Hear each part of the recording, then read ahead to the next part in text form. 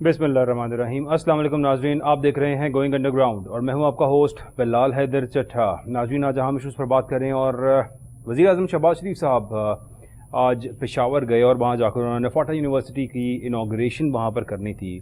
Inauguration करते हुए शहबाज शरीफ साहब ने बहुत सी बातें की और बताया कि किस तरह से वो लाखों लैपटॉप्स जो है वो मेरिट के ऊपर लोगों को देंगे और बार बार इस बात पर बड़ा उन्होंने इन्हिसार किया कि मेरिट के ऊपर लैपटॉप्स दिए जाएंगे। किसी जज जर्नल की भी अगर सिफारिश आएगी तो किसी को नहीं एक्सेप्ट किया जाएगा, बल्कि मेरिट के ऊपर जो है ये लैपटॉप्स डिस्ट्रीब्यूट किए जाएंगे। और ये भी उन्होंने कहा कि वहाँ पर एक किसी स्टूडेंट ने जब ये बात की और कहा कि वज़ीर आज़म की सीट पर भी मेरिट से बंदा बैठा होना चाहिए है, तो शहबाज शरीफ साहब को ये बात चुभी तो होगी, लेकिन फिर भी उन्होंने कहा कि हाँ बिल्कुल, वज़ीर आज़म की सीट पर भी मेरिट के ऊपर ही बंदा होना चाहिए है।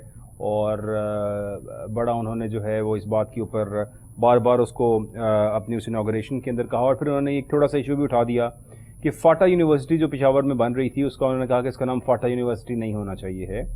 कबायली अमायदीन जो वहाँ बैठे थे उन्होंने कहा उनमें जितने भी बड़े लीडर्स हैं वो आपस में बैठ के डिसाइड करें, और मैं ये समझता हूँ कि नाम फाटा यूनिवर्सिटी नहीं होना चाहिए।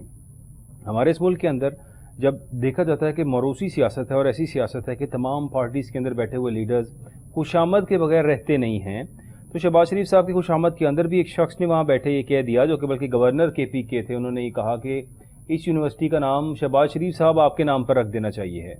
तो शहबाज शरीफ साहब ख़ुद ही शर्मिंदा हो गए और उन्होंने कहा कि नहीं, मैं अपने आप को इस काबिल नहीं समझता कि मेरे नाम के ऊपर यूनिवर्सिटी का नाम रखा जाए। और लेकिन बहरहाल वो सब कुछ हुआ। उसके बाद वो चाह रहे थे कि इसी तरह फाटा यूनिवर्सिटीज़ का नाम चेंज किया जाए और काफ़ी सारी बातें उन्होंने वहाँ पर की। फिर एक रूटीन में ज़ाहिर है जब उन्होंने तनकीद करनी होती है तो फिर उन्हें साबिका हुकूमत के वज़ीर आज़म याद आ जाते हैं और तमाम वो लोग याद आते हैं और सब बातें याद आती हैं। उस वहाँ पर खड़े हुए शहबाज शरीफ साहब ने एक और बात की। उन्होंने कहा जब भी मैं कहीं बैरून मुल्क जाता हूँ तो जो लोग मुझे रिसीव करने आते हैं वो मेरी शक्ल देख के वो कहते हैं ये बंदा पैसे मांगने आ गया है। और उन्होंने ये कहा कि मुझे बड़ी शर्मिंदगी होती है कि जब भी मैं कहीं किसी भी मुल्क में जाता हूँ तो वहाँ पे जो लोग भी मुझे रिसीव करने आए होते हैं उनके एक्सप्रेशन ऐसे होते हैं मुझे देख के जिस तरह वो कह रहे होते हैं कि ये शख्स पैसे मांगने के लिए दोबारा आ गया है हमारे मुल्क के अंदर। और भिखारियों जैसा सलूक जो है, गालिबन वो ये कहना चाह रहे थे कि भिखारी बेगर्स जैसा सलूक होता है, जबकि ये वही वज़ीर आज़म साहब हैं। जब इन्होंने मनसब लिया था और वज़ीर आज़म बने थे इस मुल्क के, तो इनका एक डायलॉग जो कि शायद ऑल ओवर द वर्ल्ड गूंजा था वो था बेगर्स कांट बी चूज़र्स। तो जब आप खुद अपने आप को बैगर कहेंगे, खुद बैगर्स जैसा बिहेव करेंगे और इस मुल्क के अंदर फिर से वही तमाम हरकतें करेंगे जो आप गुज़िश्ता, it was not the first tenure you had. आपका तो शायद गालिबन CM देखते हुए बड़ा अरसा टेन्योर, 10 साल का कंसेक्यूटिव टेन्योर था आपका लास्ट, और तब भी आप इस मुल्क की किस्मत ना संवार सके। कहते थे पेरिस बना देंगे इस मुल्क को, पता नहीं क्या कर देंगे। यही सेम डायलॉग्स आज के उस स्पीच में भी सुनने को मिले। और वज़ीर आज़म साहब की आज की स्पीच सुनकर ऐसा लगता है जिस तरह इंतखाबात की तैयारी शुरू हो चुकी है। आज वो जो जलसा गाह थी उसमें ऐसा लगा जैसे जलसा हो रहा है और वो सियासी बयानात शुरू हो गए, क्योंकि शहबाज शरीफ साहब हमेशा इलेक्शंस आने से पहले अगर थोड़ा सा याद किया जाए बातों को, तो जब पिछली बार इलेक्शंस होने थे शहबाज शरीफ साहब कहते थे कि आसिफ अली जरदारी साहब के साथ मिलने से बेहतर है बंदा खुदकुशी कर ले, मैं खुदकुशी करना पसंद करूँगा, आसिफ अली जरदारी साहब के साथ हाथ नहीं मिलाऊंगा। और फिर आसिफ अली जरदारी साहब के साथ हाथ भी मिला लिया, सब कुछ कर लिया। अब फिर शहबाज शरीफ साहब के वही दावे वही बातें, कहते हैं अल्लाह ने अगर चाहा दोबारा मौका दिया तो लाखों लैपटॉप्स देंगे इस मुल्क को और लाखों लैपटॉप्स दे के इस मुल्क की तकदीर बदल देंगे। लाखों लैपटॉप्स दिए जाएंगे यहाँ पर मुख्तलिफ सूबों के अंदर, सूबों की आबादी के लिहाज से सबसे बड़े सूबे से स्टार्ट करेंगे और फिर हर साल लाखों लैपटॉप बांटा करेंगे खादमे आला साहब, अगर दोबारा अवाम ने उनको मौका दिया तो। इतनी महंगाई होने के बाद गरीब आदमी पिस चुका है। यहाँ पर एक 50,000 की आमदनी वाला शख्स कैसे अपना घर चलाता होगा, क्या क्या मारता होगा रोज़ाना, बच्चों की फीसेस छोड़ता होगा। यहाँ पे लोगों ने अपने बच्चों को स्कूल से हटा लिया है, अच्छे स्कूल से हटाकर उनको सस्ते से सस्ते स्कूलों में डालने पर मजबूर हो गए हैं। खाना खाना, इलेक्ट्रिसिटी, यूटिलिटी बिल्स देना, यही सब कुछ अगर अफोर्ड कर ले 50,000 की आमदन वाला घर, तो मेरा ख्याल है उसके लिए वो भी बहुत मुश्किल हुआ है। लेकिन यहाँ पर दावों की बात की जाए तो शहबाज शरीफ साहब कहते हैं फिर से मौका मिला, हमेशा से कहते आ रहे हैं शहबाज शरीफ साहब, ये it is not the first tenure. 90s से जब से हुकूमत को अगर देखा जाए, नवाज शरीफ साहब को देखा जाए, इनको देखा जाए, हर बार जाते वो यही कहा अगर फिर से हमें मौका मिला तो हम इस मुल्क की तकदीर बदल देंगे। आज तक क्यों नहीं बदली तकदीर आपने? کیا نہیں تھا اس ملک کے اندر آج تک آپ کے پاس، جو اب ایسی کون سی چھڑی آ گئی آپ کے پاس کہ اگلا ٹینیور آپ کو ملے گا تو آپ تقدیر بدل دیں گے اس ملک کی؟ ہمیشہ یہی دعوے، ہمیشہ یہی باتیں کی جاتی ہیں، اور شاید اب عوام بھی جان چکے ہیں کہ یہ لوگ تقدیر بدلنے تو آتے ہی نہیں، اپنی تقدیریں بدلنے آتے ہیں۔ اگر کل کی بات کی جائے، سلمان شہباز صاحب کو بری کر دیا گیا، اور کمال کا فیصلہ ہوا سلمان شہباز صاحب کے لیے کہ ان کے ہی والد صاحب وزیر اعظم ہیں اس ملک کے، ایف آئی اے انہی کے انڈر ہے، ایف آئی اے کے تمام لوگ ان کے انڈر ہیں، اور ایف آئی اے نے لا تعلقی کا اظہار کر دیا اور کہا کہ سلمان شہباز صاحب کے خلاف ہمارے پاس کوئی ثبوت نہیں ہے۔ اس ایف آئی اے نے وزیر اعظم اور ان کے دوسرے بیٹے حمزہ شہباز کو بھی بری کیا، ان کو بھی کلیئر آؤٹ کیا، اور منی لانڈرنگ کیس کے اندر سلمان شہباز کو بھی کل بری کر دیا گیا، کلین چٹ دے دی گئی۔ عدالت نے جب استفسار کیا اور عدالت نے یہ پوچھا کہ کہاں ہے شہزاد اکبر، کہاں سے لایا تھا وہ دلائل، کس کو دیے تھے اس نے وہ تمام ایویڈنسز، تمام چیزیں، تو کہا گیا ایک ڈاکٹر رضوان صاحب آفیسر تھے جو فوت ہو چکے ہیں۔ وہ ڈاکٹر رضوان صاحب ہر چیز سنتے تھے، سارا معاملہ دیکھتے تھے، ہر چیز ان کے پاس تھی، اب وہ فوت ہو چکے ہیں تو سب کچھ اپنے ساتھ لے گئے ہیں، ہمارے پاس تو کچھ ہے ہی نہیں۔ سو ہیونگ نو ایویڈنس، بری کر دیا گیا سلمان شہباز صاحب کو۔ کرنا ہی تھا، وزیر اعظم صاحب کے صاحبزادے ہیں، اور اس ملک میں اگر آئے ہیں وزیر اعظم ہوتے ہوئے جن کے انڈر ایف آئی اے ہو، اور ایف آئی اے میں وزیر اعظم کے صاحبزادے آ رہے ہوں، کیا انصاف ہوگا اس ملک کے اندر، کیا میرٹ ہوگا؟ یہاں پہ میرٹ کی بات کرنے والے آج منصب پہ کھڑے ہو کر کہہ رہے تھے میرٹ، کیا میرٹ؟ ایف آئی اے آپ کے انڈر ہے، آپ وزیر اعظم ایک ملک کے، اور آپ کے بیٹے بری ہوں گے نا، ان کے خلاف تو کوئی مقدمہ نہیں ہو سکتا۔ اس سب پہ گفتگو کرنے کے لیے آج ہمارے ساتھ اسٹوڈیوز میں موجود ہیں اسرار الحق صاحب، ایڈوکیٹ ہیں، thank you so much for joining us. ساتھ تشریف فرمائے حسن تیمور جکھڑ صاحب، thank you so much for joining us. بات کا آغاز کروں گا اسرار الحق صاحب سے۔ اسرار الحق صاحب، بری کر دیا گیا سلمان شہباز صاحب کو، اور وزیر اعظم صاحب کے بیٹے ہیں، پروٹوکول تو انہیں ملنا چاہیے تھا، اور پھر ایف آئی اے کے اندر کوئی ایویڈنس ہی موجود نہیں رہا، یعنی وہ تمام گواہان فوت ہو گئے۔ اس پہ اللہ جنت میں جگہ دے ارشد شریف صاحب کو، انہوں نے باقاعدہ تفصیلاً ود ایویڈنس تمام ثبوت، تمام گواہان اور تمام چیزیں بتائیں کس طرح منی لانڈرنگ ہوتی رہی، کیسے مقصود چپڑاسی کے اکاؤنٹ کے اندر اربوں روپیہ آیا، کیسے باقی تمام لوگوں کے پاس اربوں روپیہ آیا، اور تمام تر واقعے کا بینیفیشری سلمان شہباز تھا۔ نہ رہا مقصود چپڑاسی، نہ رہا آفیسر رضوان، نہ رہا ارشد شریف، تو بری ہونا تھا نا سر، کیا ہونا تھا اس ملک کے اندر وزیر اعظم کے بیٹے کی حیثیت سے؟ اسرار الحق صاحب۔ بسم اللہ الرحمن الرحیم، بہت شکریہ بلال صاحب۔ پہلی بات تو یہ ہے کہ اس فیصلے کے اوپر اگر ہم بات کریں، اس سے قبل چند دن پہلے آپ نے ایک ٹاک شو سنا ہوگا، انڈین چیف جسٹس کا سابق ریٹائرڈ ہیں جی، اس میں انہوں نے یہ کہا تھا کہ سپریم کورٹ کو چاہیے کہ وہ عدالتیں بند کرے اور گھر چلی جائے۔ اس کے پس منظر میں اگر دیکھا جائے تو یہ صرف ایک واقعہ نہیں تھا 9 مئی کا، بلکہ 1947 سے، اور جب سے یہ ہماری جوڈیشری انڈیپینڈنٹ ہوئی ہے، جب سے یہ کانسٹیٹیوشن 1973 آیا ہے، تینوں کے تینوں ادارے، ایگزیکٹو کی بات کریں، جوڈیشری کی بات کریں، یہ سب جب سے الگ ہوئے ہیں اس وقت سے دیکھا جائے تو ان تمام کے تمام اداروں کا استحصال ہوا ہے۔ بدقسمتی یہ ہے کہ یہی پہلو ہمیں موجودہ اس فیصلے کے اندر بھی دیکھنے کو ملا، اور پھر آپ نے سنا بھی اور پھر ہم نے پڑھا بھی۔ پہلی بات تو یہ ہے کہ ایف آئی اے ایک اسپیشل کورٹس ہیں، اسپیشل لا ہے، اسپیشل ان کا پروسیجر ہے۔ عام حالات میں عام جو پولیس اسٹیشنز ہیں وہاں پر ایک درخواست جاتی ہے جی، تو S H O duty bound ہے کہ وہ ایف آئی آر دے، ٹھیک، لیکن جب بھی ایف آئی اے کا میٹر ہوگا تو وہ اس سے مختلف ہے۔ وہ مختلف اس طرح سے ہے کہ پہلے جب بھی ان کے پاس ایک اپلیکیشن آتی ہے، اس کے ساتھ ایفیڈیوٹس آتے ہیں گواہان کے، اس کے بعد وہ انکوائری ہیلڈ کرتے ہیں۔ اس انکوائری کے نتیجے میں اگر وہ درست سمجھیں، تمام کے تمام زبانی اور دستاویزی شہادت کو دیکھنے کے بعد جی، جب وہ اس نتیجے کے اوپر پہنچیں کہ یہ کیس ایف آئی آر کا بنتا ہے، تو پھر اس کے بعد ایف آئی آر ہوتی ہے۔ اچھا، جو عام ایف آئی آر ہے اس میں اور اس میں فرق یہ ہے کہ عام ایف آئی آر میں صرف سٹوری لکھی جاتی ہے وقوعے کی بابت، لیکن یہ جو ایف آئی آر ہوتی ہے اس میں اپلیکیشن کا آنا، پھر انکوائری کا ہیلڈ ہونا، پھر ساری کی ساری کارروائی کا ہونا، اور اس کے بعد پھر چلان جو رپورٹ ہے 173 کو اس کا سبمٹ کروانا تاکہ عدالت اپنی کارروائی کا آغاز کرے، یہ اس طرح سے ہوتا ہے۔ اس کیس میں بھی پہلی بات یہ ہے کہ کوئی چشمدید گواہان کا یہ کیس نہیں تھا، یہ کوئی آکولر اکاؤنٹس کا کیس نہیں تھا، یہ کیس ہے ڈاکومنٹس کا، دستاویزی شہادت کا. جی جو لوگ بھی تھے جنہوں نے انکوائری ہیلڈ کی، جنہوں نے کلیکشن آف ایویڈنس کی، وہ سارے کے سارے لوگ جو کچھ بھی اکٹھا کیا اس پولیس فائل کے اندر اور پھر جو جوڈیشل فائل ہے اس کے اندر انہوں نے رکھ دیا. وہ لوگ اس ایویڈنس کو کہیں اپنے ساتھ تو نہیں لے کے گئے. اور جب یہ فیصلہ ہم نے سنا اور لیکن ایف آئی اے کی طرف سے یہی جواب آیا ہے کہ ان کے پاس تو کوئی ثبوت ہی نہیں ہے ان کے خلاف، اور انہوں نے کلین چٹ دی ہے سلمان شہباز صاحب کو.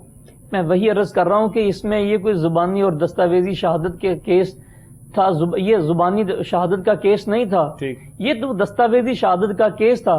موجود تھی، انکوائری ہیلڈ ہوئی تو ایف آئی آر ہوئی.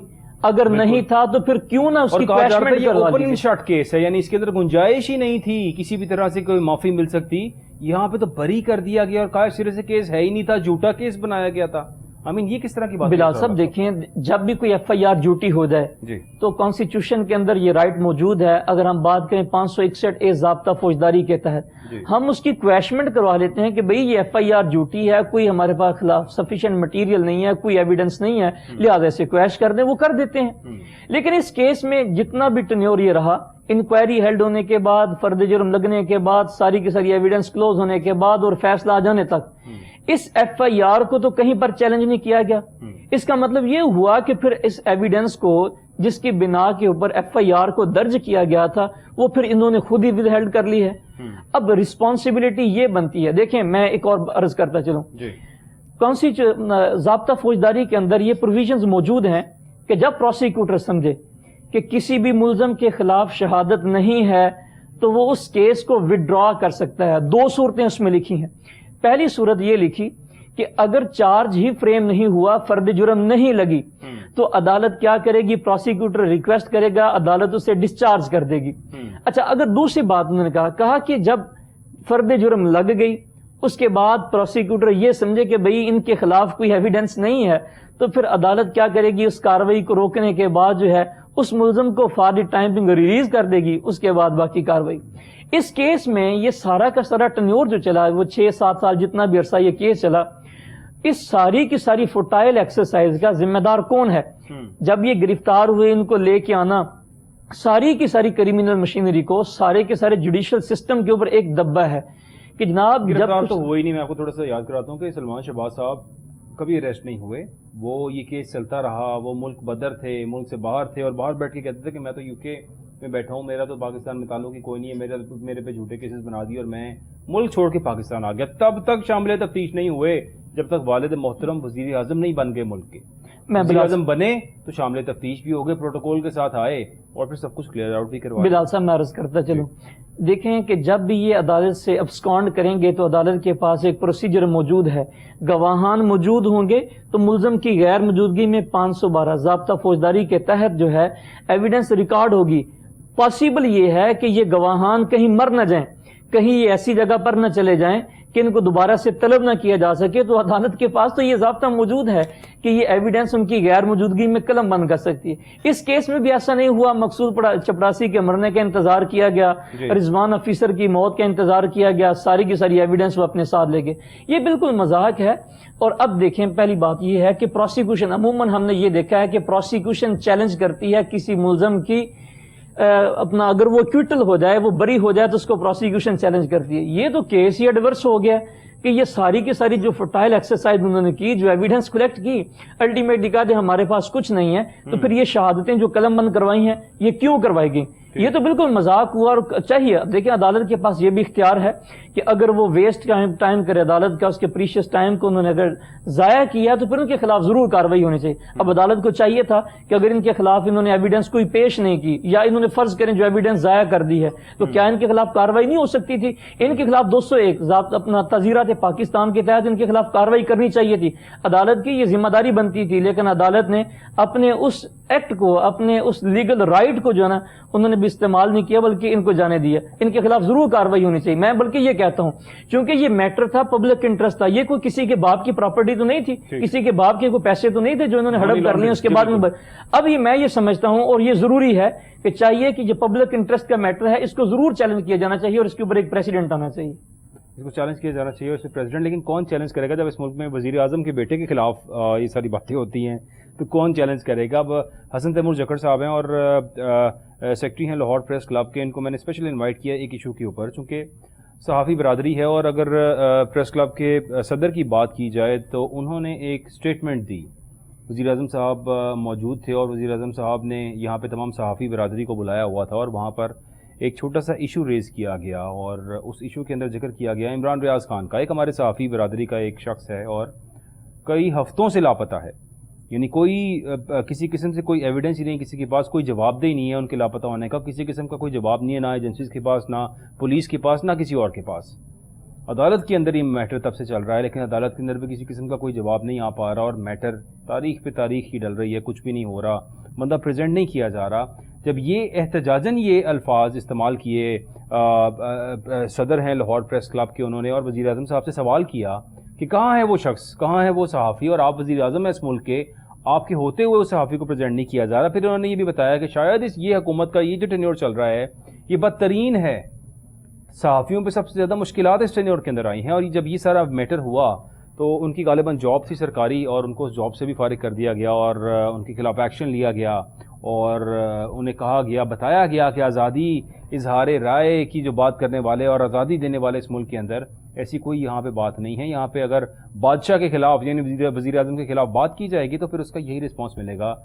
حسن صاحب, آپ کو اسپیشل سر اسی لیے بلایا گیا, ذرا تھوڑا سا روشن ڈالے گا اس پر, یہ واقعہ ہوا کیا تھا؟ جی بہت شکریہ بلال صاحب. یہ واقعہ 30 جون کو ہوا تھا. وزیر اعظم نے لاہور میں پریس کانفرنس کی تھی تو وہاں پہ یہ موضوع کیا گیا تھا سینئر صحافیوں کو. جی, اعظم چودھری صاحب بھی اس پریس کانفرنس میں موجود تھے. وہاں انہوں نے یہ عمران ریاض کے ساتھ ساتھ آزادی صحافت کے اوپر سوال اٹھایا تھا. جو ان کا بیسک سوال تھا وہ یہ تھا کہ یہ ہم بدترین دور سے گزر رہے ہیں کہ یہاں پہ نہ ہی کسی کو سوال کرنے کی اجازت ہے, نہ ہی ان کو ٹی وی پہ اپنا جو آزادی اظہار رائے کہا جاتا ہے, اور یہ حکومت دعویٰ بھی کرتی ہے کہ ہم نے کوئی پابندی نہیں لگائی اور سابقہ حکومت کو تنقید کا نشانہ بناتی ہے ایک خاص پوائنٹ کے اوپر. تو اس کے اوپر انہوں نے کہا کہ جی یہاں جو موجودہ حکومت ہے اس نے اس طرح کے امبارگوز امپوز کیے ہوئے ہیں کہ ہمیں بولنے کی اجازت نہیں ہے. تو کیا اس حوالے سے گورنمنٹ کیا اقدام اٹھا رہی ہے یا وزیر اعظم کا کیا موقف ہے؟ تو جواباً جو ان کا جواب تھا وہ بڑا گول مول سا تھا, وہ اس وقت پی گئے. تو بعد میں وہ بقول اعظم چودھری صاحب کے ان کا جو اسٹیٹمنٹ میں دیکھ رہا تھا وہ بڑا زبردست تھا کہ انہوں نے کہا کہ یہ جواب جو مجھے ملا وہ نوکری سے فارغ ہونے کی صورت میں دیا گیا. وہ پی ٹی وی پہ کام کر رہے تھے اعظم چودھری صاحب, اس وقت اینالسٹ پول میں بھی شامل تھے, لیکن 30 جون کے بعد ان کو کسی بھی پروگرام میں نہ بلایا گیا, نہ اس طرح کی گئی. بلکہ آپ کو پتہ ہے وہ صحافیوں کے نمائندہ بھی ہیں, وہ پہلے بھی آواز اٹھاتے رہے ہیں ہر موقع پہ. لاہور پریس کلب کی ایک پہچان میں آپ کو بتاتا چلوں, آمریت کا دور ہو چاہے سول ڈکٹیٹرشپ کا دور ہو, جو بھی دور ہو, ہمیشہ حق کی آواز بنتا ہے تو لاہور پریس کلب بنتا ہے. بڑے بڑے مظاہرے ہم نے لیڈ کیے ہیں آزادی صحافت کو لے کے اور مختلف اس طرح کے ایشوز کو لے کے. اور یہ لوگ جو آج زبان بند کر رہے ہیں, میں تو گواہ ہوں, میں تو آپ کو پورے اس سے بتا رہا ہوں, یہ لوگ یہاں آ کے بیٹھے رہتے تھے گھنٹوں اور اسی پلیٹ فارم کو یوز کیا جاتا تھا. آج ہماری جو ہے آواز بند کی جا رہی ہے. صاحبہ بار بار یہ بات کہتی ہیں کہ جب ہم اپوزیشن میں تھے اور ہم برسر اقتدار نہیں تھے تو پھر ہماری آواز تمام یہ صحافی بنتے تھے, یہ پریس کلب تھے, ہم یہاں پر آتے تھے تو ہمیں بڑا اچھا اکوموڈیٹ کرتے تھے سب لوگ.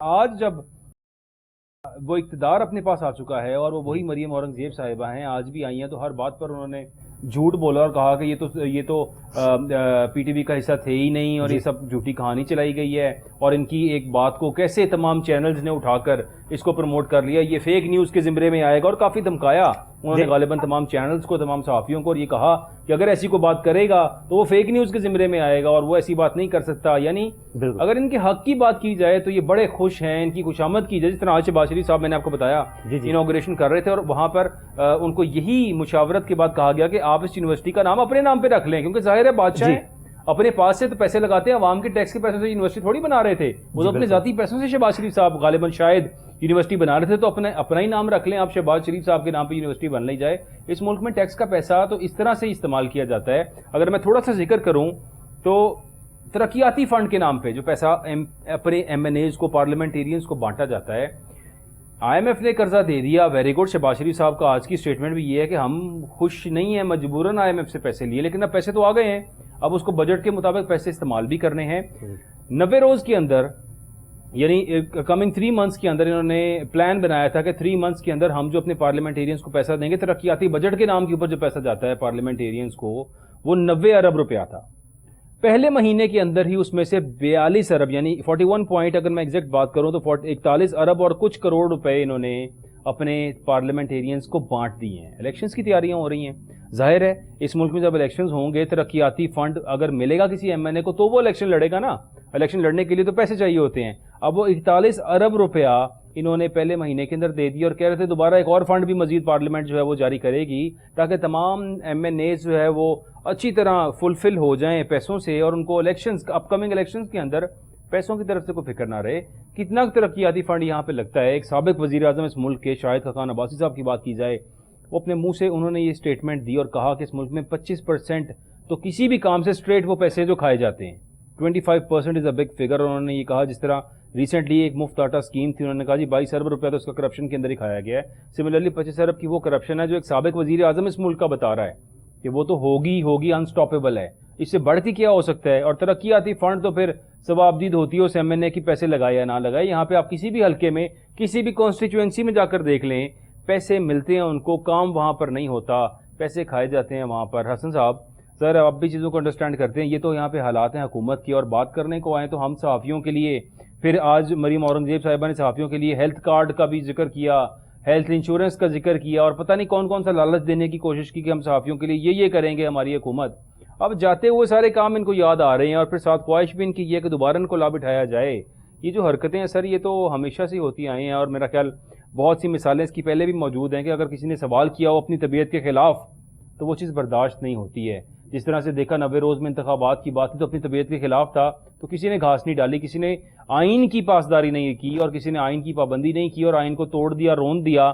آج تک کسی کو کوئی پرواہ نہیں. یہی سب کچھ تو ہو رہا ہے اس ملک کے اندر. حسن صاحب جی آپ نے مریم صاحبہ کی جو بات کی نا، جو انہوں نے اعظم صاحب کو لے کے کہا کہ یہ حصہ نہیں تھے، ایسا نہیں تھا، چلیں ان کی اس بات کو میں اس طرح کاؤنٹر کرتا ہوں. اس سے پہلے جو 13-14 صحافی اسی طرح بلیک لسٹ کیے گئے ہیں، وہ کس کا حصہ تھے؟ ان کے ساتھ کیا کیا گیا ہے؟ وجہ یہی تھی کہ وہ حکومت میں بیٹھ کے جو حکومت کی پالیسی ہے ان کو تنقید کا نشانہ بناتے تھے. پھر دوسری بات، ابھی آپ کا ایک جو آپ نے سوال کیا ہے کہ ہیلتھ انشورنس کی انہوں نے بات کیا ہے، صحافیوں کو میڈیکل کارڈ دینے کی بات کی ہے، تو میں اس میں آپ کو پوری وضاحت کر دیتا ہوں. جو گورنمنٹ کی اسکیم چل رہی ہے نا، ہیلتھ کارڈ جو ہمارا بیسیکلی چل رہا ہے، جو ابھی سننے میں آ رہا ہے کہ بند کر دیا گیا، اسی کو یہ اپنی طرف سے دینے کی بات کر رہے تھے کہ انہوں نے پچھلے دنوں 10 ارب روپے کے فنڈ کی بات کی تھی، انڈومنٹ فنڈ کی، اور اس کی پالیسی ابھی تک انہوں نے بنائی نہیں ہے. یہ خود کنفیوز ہیں کہ اس کو یوز کیسے کریں گے. چھوٹی سی میں آپ کو صرف اس کی وہ دے سکتا ہوں جو انہوں نے اس دن ہمارے ساتھ گفتگو میں ایک تھوڑی سی اس کی تشریح کی تھی. وہ یہ تھا کہ اگر آپ آپ یا آپ کے اہل خانہ، ان میں صحافیوں کی بات کروں، بیمار ہوتے ہیں تو وہ ہیلتھ کارڈ یوز کریں گے جو 10 لاکھ روپے کی لمٹ گورنمنٹ ان کو دے چکی ہے، پچھلی گورنمنٹ. اگر اس کے علاوہ کسی فنڈ کی ضرورت پڑ جاتی ہے، مثال کے طور پہ 12 لاکھ روپے کی ضرورت پڑ جاتی ہے، 15 لاکھ روپے کی ضرورت پڑ جاتی ہے، تو 10 لاکھ ہیلتھ کارڈ کا یوز ہوگا اور 5 لاکھ اس فنڈ میں سے جائے گا. اچھا اس فنڈ میں سے کیسے جائے گا یہ بھی کوئی پالیسی نہیں ہے. اس کو اسی میں مرج کیا جائے گا یا اس کے لیے علیحدہ اپلیکیشن جائے گی؟ اگر علیحدہ جائے گی تو وہ ہسپتال کس طرح اس کو ایکسیپٹ کرے گا، وہ علاج کس طرح کنٹینیو ہوگا، اس میں بالکل خاموشی ہے. 3-4 چیزیں انہوں نے اور جو ہے ہمیں کہا تھا کہ قرضہ جات کے میں صحافیوں کا کوٹا رکھنے کی بات کی تھی، لیکن مجھے لگ نہیں رہا کہ جو یہ باتیں آج بھی ہوئی ہیں یا اس دن بھی ہوئی ہیں یہ کر پائیں گے، کیونکہ ابھی تو 8 اگست کی میرے خیال میں غالباً آ گئی ہے ڈیٹ، مجوزہ ڈیٹ آ گئی ہے کہ اسمبلیاں تحلیل. ابھی پاکستان پیپلز پارٹی نے حکومت کو مشورہ دیا کہ 8 اگست کو جو ہے وہ اسمبلیاں تحلیل کی جائیں. ابھی کوئی فکس ڈیٹ اس کی دی نہیں ہے، لیکن بہرحال مشورہ آیا ہے کہ 8 اگست کو اسمبلیاں تحلیل کر دی. بیسیکلی نگران سیٹ اپ کی باتیں ہونے لگی ہیں، تو مجھے نہیں لگتا کہ یہ 3 ماہ نکال پائیں گے. جس طرح آپ نے ابھی فنڈز کی بات کی ہے نا، تو میں بڑا اس میں وہ کر رہا ہوں. بالکل آپ نے درست کہا ہے کہ ظاہری بات ہے ان کو کچھ پیسے دیں گے تو ہی وہ اپنی الیکشن کمپین چلائیں گے. گلیاں وہی ہیں، 100 روپے کی گلی ہے تو وہ ایکچوئل 10 روپے لگتے ہیں، 90 روپے میں سے کچھ ٹھیکیدار لے جاتا ہے، کچھ یہ کھا جاتے ہیں. تو وہ فنڈ دینا، یہ فنڈ نشانی ہے الیکشن کی، یہ آپ اس کو لکھ لیں کہ یہ نشانی ہے.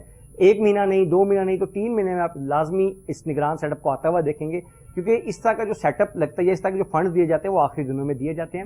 IMF کا قرضہ ملا، آپ نے بات کی ہے تو مجھے وہ لطیفہ یاد آ گیا. ہم اس وقت ڈوب رہے ہیں، یہ بار بار وزیر اعظم بھی بتا رہے ہیں کہ ہم بڑے مشکل حالات میں ہیں. جس وقت اس قرض کی پہلی ہم نے وہ سنی کہ یہ ڈن ہو گیا، فوری طور پہ ممبران کے لیے اور وزراء کے لیے نئی گاڑیوں کا آرڈر ہوا، وہ آپ نے بھی خبر دیکھی ہوگی. تو مجھے تو لگ رہا تھا کہ قرض عوام کی بھلائی کے لیے، لیکن مجھے اب پتا چلا یہ عوام کہتے کسے ہیں. اور ایک اور بات جو آپ نے شروع میں تذکرہ کیا، میں اس وقت سے سوچ رہا تھا، آپ نے کہا کہ جو انہوں نے ذکر کیا ہے تقریب کے دوران کہ جی فاٹا یونیورسٹی کا نام کسی اچھے نام پہ ہونا چاہیے، ان کو تجویز دی گئی کہ جی شہباز شریف رکھ لیں، اور انہوں نے انکار کیا کہ نہیں میں اس قابل نہیں، اور بالکل یہ بھی احسان کیا عوام پہ سر، احسان کیا انہوں نے کہا میں نہیں بالکل درست کہا ہے، کیونکہ ان کا تعلیم سے کیا لینا دینا ہے، ان کے نام سے صرف پل اور اس طرح کی چیزیں بنائی جانی چاہیے، پل اور اس طرح کی چیزیں بنانی چاہیے ہے، تعلیمی ادارے ان کے نام پر نہیں بننے چاہیے، اور تعلیمی ادارے جس طرح سے جو نام تھا وہاں پہ جو تجویز آ رہی تھی غالباً نہیں ایسا ہونا چاہیے، لیکن ہمارا ملک ہے اور یہی المیہ ہے ہمارے ملک کا کہ یہاں پر اگر آپ دیکھیں تو تمام لیڈرز کے نام پہ، جو جن کو لیڈرز کہا جاتا ہے، جنہوں نے شاید اس ملک کے لیے وہ سب کچھ نہ کیا ہو جو انہیں کرنا چاہیے، عوام کے ٹیکس کے پیسے کے اوپر ہی رہتے ہیں، عیاشیاں اس پہ کرتے ہیں، سب کچھ وہ کرتے ہیں، بیڑا غرق کرتے ہیں عوام کے ٹیکس کا اور پیسے کا، اور جب بھی IMF اس ملک میں آتا ہے تو شرائط رکھتا ہے کہ اپنے اشرافیہ کو اسکریو اپ کریں، آپ اشرافیہ کی جو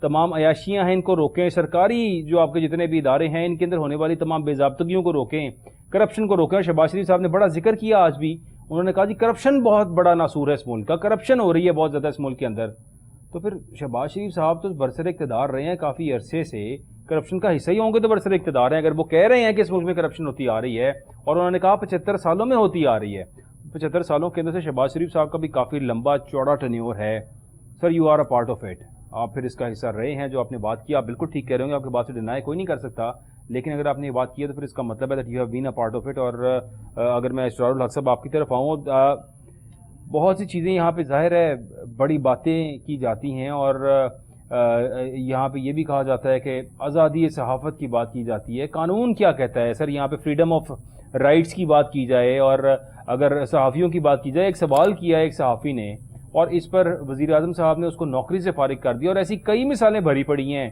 از دیر اے وے ان لا کہ لیگلی کیا کوئی صحافی کسی کے خلاف جب یہ ہوتا ہے کیا وہ کوئی ایکشن لے سکتا ہے، کوئی ایسا کوئی قانون میں کوئی ایسی کوئی شک موجود ہے اس کے لیے کہ نہیں اویلیبل؟ بہت شکریہ بلال صاحب۔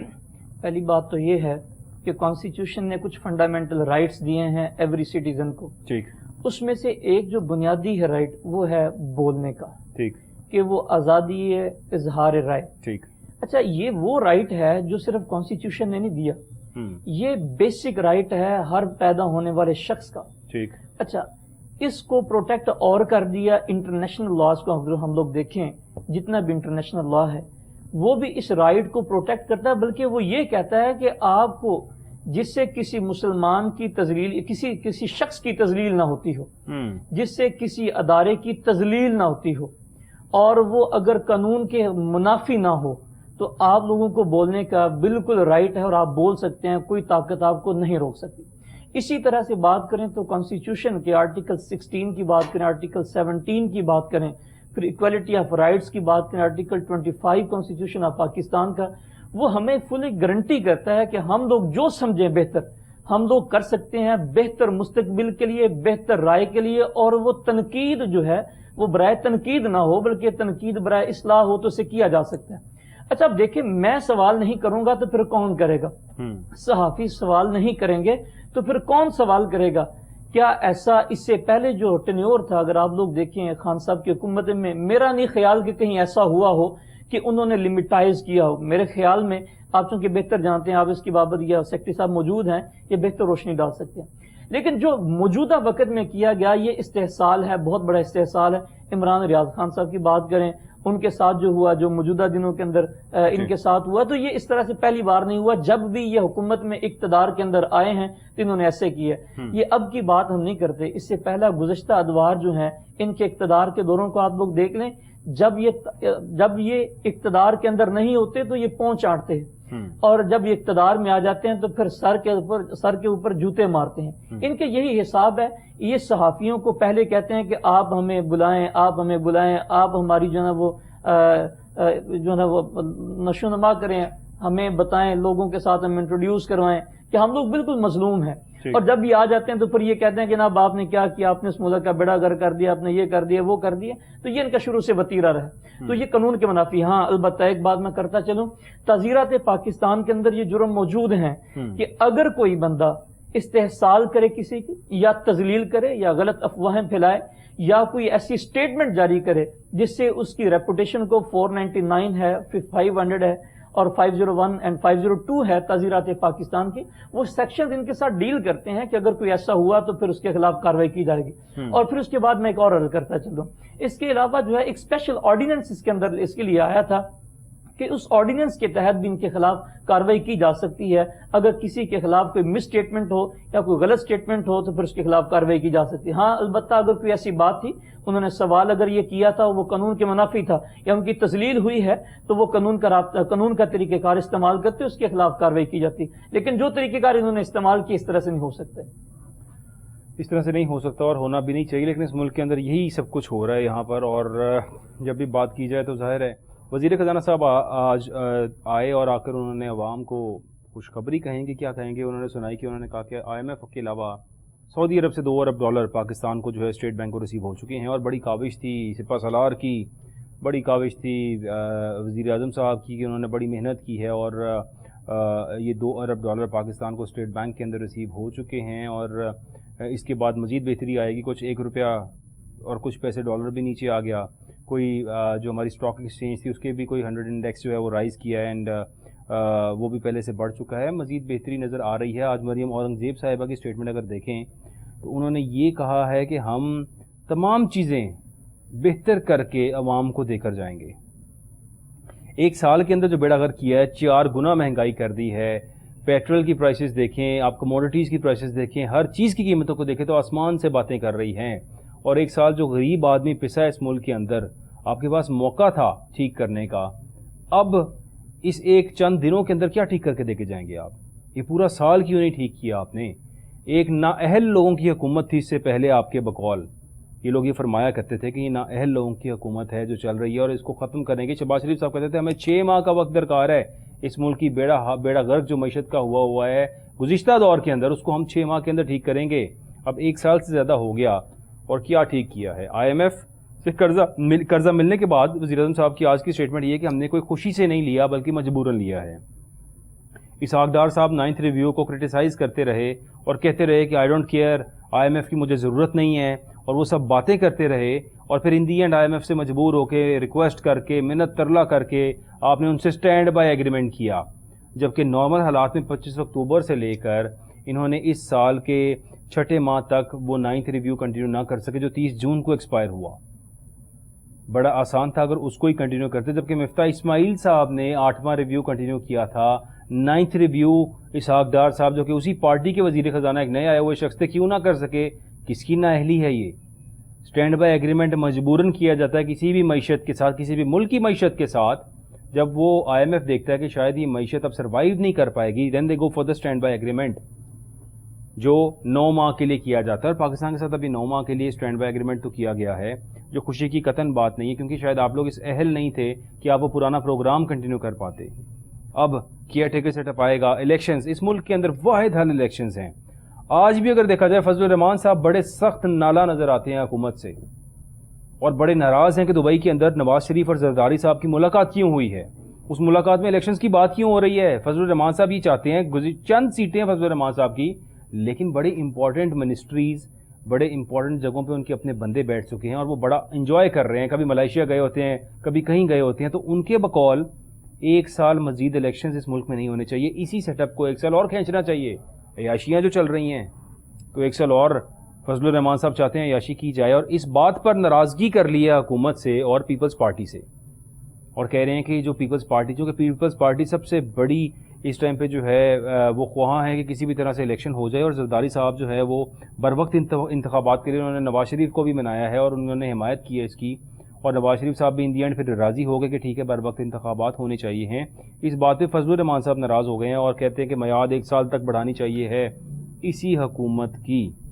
حسن صاحب, آج اس حوالے سے ملاقات ہوئی ہے مولانا صاحب کی اور وزیر اعظم کی. انہوں نے مشروط آمادگی تو ظاہر کر دی ہے, لیکن اس میں جو مجھے مشروط لگ رہا ہے وہ یہی ہے کہ ان کو بھی حصہ دیا جائے. مولانا صاحب پتہ کیوں نہیں الیکشن میں جانا چاہتے؟ تو اس کو جاننے کے لیے آپ ان کو گزشتہ 2 الیکشن دیکھنے ہوں گے. ایک میں جو جنرل الیکشن تھا اس میں وہ خود ہارے, ٹھیک ہو گیا, 2 سیٹیں ہارے اپنی, جو کہ ان کے لیے خلاف توقع تھا کیونکہ وہ ایک سوچ لے کے چلتے ہیں کہ یہ ہماری آبائی سیٹیں ہیں, سمجھ لیں کہ گھر کی سیٹیں ہیں. اس کے بعد بلدیاتی انتخابات میں وہ اپنے سارے آبائی حلقے ہار گئے. 6 کے 6 اضلاع میں وہ کوئی ایک اپنا میئر نہیں بنا سکے, کوئی ایک سٹی میئر نہیں بنا سکے. اس کے بعد ان کو واضح پتہ ہے, اگر آپ ان دنوں اگر آپ نے کے پی کا دورہ کیا ہو, ہزارہ کا دورہ کیا ہو, تو آپ کو جو ٹلٹ نظر آئے گا اس میں آپ کو JUI کہیں نظر نہیں آئے گی یا بہت زیادہ نظر نہیں آئے گی. ہاں اگر کوئی فنکاری لگ جاتی ہے, کوئی آشیرواد ہو جائے تو شاید کچھ کیا جا سکتا ہے, لیکن اگر وہ الیکشن کی آپ بات کریں تو ان حالات میں یہ جو حالات ابھی بنے ہوئے ہیں, مجھے ہزارہ سے, مجھے وہ KP سائڈ سے یہ سیٹیں لیتے ہوئے نظر نہیں آ رہے. اس وجہ سے وہ چاہ رہے تھے جو آپ نے بات کی کہ تھوڑا سا انجوائے اور کر لیا جائے, تھوڑے سے دورے اور کر لیے جائیں.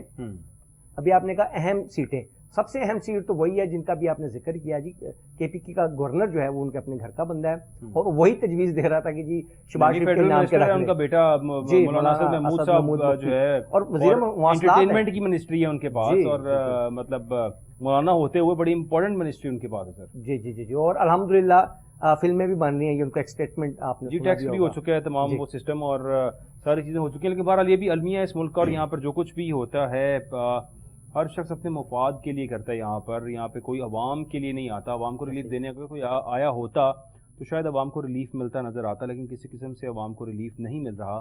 اب ایکسپیکٹ کیا جا رہا ہے that we are going into the elections. اور اسرار الحق صاحب, میں چاہوں گا آپ سے, I want just last minute, کہ کیا بینگ اے لائر, ظاہر ہے آپ ماہر قانون ہیں, لیکن تمام چیزوں کو دیکھتے ہیں, نظر رکھتے ہیں, آپ کو کیا لگتا ہے سر الیکشنز ہو رہے ہیں؟ دیکھیں یہ موجودہ جو سیٹ اپ ہے یہ تو کبھی بھی نہیں چاہے گا کہ الیکشن ہو. البتہ حالات ایسے کشیدہ ہو چکے ہیں کہ ان کی سروائیول ہی نہیں ہے, اس ملک کی سروائیول نہیں ہے اور ان پولیٹیکل پارٹیز کی سروائیول نہیں ہے. لہٰذا اب یہ الیکشن کی طرف ضرور جائیں گے. اور جیسے انہوں نے بات کی حسن صاحب نے, انہوں نے کہا کہ یہ الیکشن سے پہلے ہمیشہ بندر بانٹ کرتے ہیں اور وہ بندر بانٹ شروع ہوگی. یہ اسی طرف اشارہ ہے کہ الیکشن ہوں گے, اسی طرف اشارہ ہے کہ الیکشن ہوں گے. اور حسن تیمور صاحب, لاسٹ منٹ ایک نئی پارٹی بھی آ چکی ہے, استحکام پاکستان پارٹی. استحکام پاکستان پارٹی کی بات کی جائے تو مین 3 لوگ ہیں.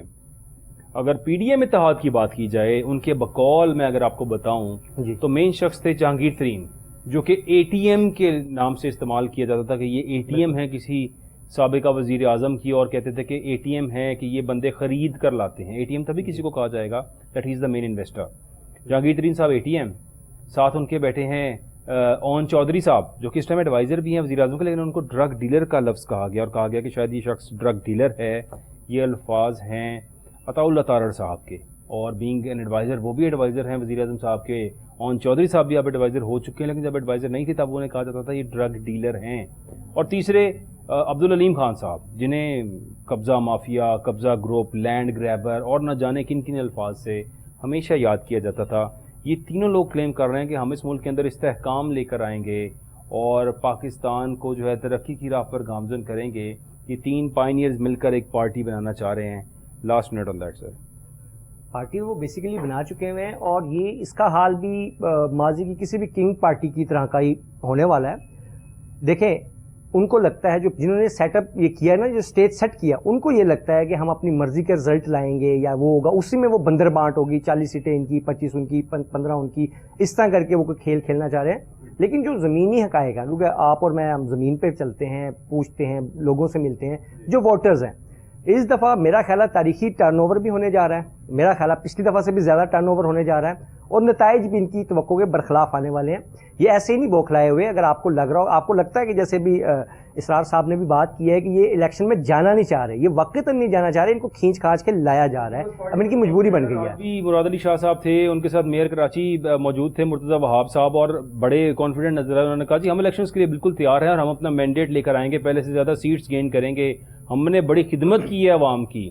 یہ سر خدمت انہوں نے عوام کی, یہ تو زیادہ بہتر کراچی کی عوام بتا سکتے ہیں, پنجاب میں تو ان کا نام و نشان نہیں ہے. اور کراچی میں جب بھی ہمارا وزٹ ہوتا ہے تو نظر تو نہیں آتی وہ خدمت. اگر وہ خدمت ہے تو میرا خیال میں ان کو انٹیریئر سندھ سے بھی کہیں پیچھے دھکیل دینا چاہیے, ان کو کچے کے علاقے میں بند کر دینا چاہیے اگر وہ خدمت ہے. اگر آپ کراچی جائیں, کوڑا کرکٹ, ساری سڑکیں ٹوٹی ہوئی ہیں, سیوریج کا سسٹم وہاں نہیں ہے, 70 ملی لیٹر سے اوپر بارش آ جائے تو وہ تالاب بن جاتا ہے. تو اگر یہ خدمت ہے تو میرا خیال میں آپ بہتر سمجھتے ہیں کہ خدمت یہاں پہ کلیم کرتے ہیں, اور تمام سیاسی جماعتیں, تمام سیاسی لیڈرز یہی کلیم کرتے ہیں کہ ہم نے عوام کی بہت خدمت کی ہے اور ہم بڑے وثوق کے ساتھ دوبارہ آئیں گے انتخابات کے اندر اور بڑا لیڈ کے ساتھ جیتیں گے اس ملک کے اندر. ہر آنے والی پارٹی یہی کہہ رہی ہے سوائے JUIF کے, کیونکہ فضل الرحمان صاحب بڑے کنفیوز نظر آ رہے ہیں. وہ چاہ رہے ہیں کہ الیکشنز نہ ہو, مزید 1 سال ایکسٹینڈ کیا جائے اس کو. لیکن اب سچویشن ایسی ہو چکی ہے, جس طرح سے ترقیاتی فنڈ دیا جا رہا ہے تمام پارلیمنٹیرینز کو, تمام لوگوں میں پیسہ بانٹا جا رہا ہے, اس سے ایسے محسوس ہوتا ہے کہ الیکشنز ہونے والے ہیں. اور آج کی ریسنٹ اپڈیٹ یہی ہے کہ 8 अगस्त को असम्बलियाँ तहलील करने का फ़ैसला किया गया है। पाकिस्तान पीपल्स पार्टी का हुकूमत को भी ये बात कह दी गई है कि अब 8 अगस्त को असम्बलियाँ तहलील करें, मशवरा भी दे दिया गया है। और लगता है ऐसे ही है कि जिस तरह असम्बलियाँ तहलील होंगी और केयर टेकर सेटअप आएगा और इंतखाबात हो जाएंगे। इंतखाबात होने चाहिए इस मुल्क के अंदर। सोल्यूशन ही ये है कि एक मुंतखब हुकूमत आए जो 5 साल के लिए जिसका इंतखाब हो, और फिर उसके बाद वो 5 साल के टेन्योर के अंदर इस मुल्क को ठीक करे। तमाम वही लोग हैं जो क्लेम कर रहे हैं, हमेशा से क्लेम करते आ रहे हैं। ये वज़ीर आज़म साहब की यही अल्फाज हमेशा हर एंडिंग टेन्योर को उठाकर देख लें, शहबाज शरीफ साहब की स्पीचेस को उठाकर देखें, यही सब कुछ बोलते थे जो वो आज बोल रहे हैं। और ना जाने अगले टेन्योर के एंडिंग पे और उससे अगले टेन्योर के एंडिंग पे भी यही अल्फाज होंगे इनके।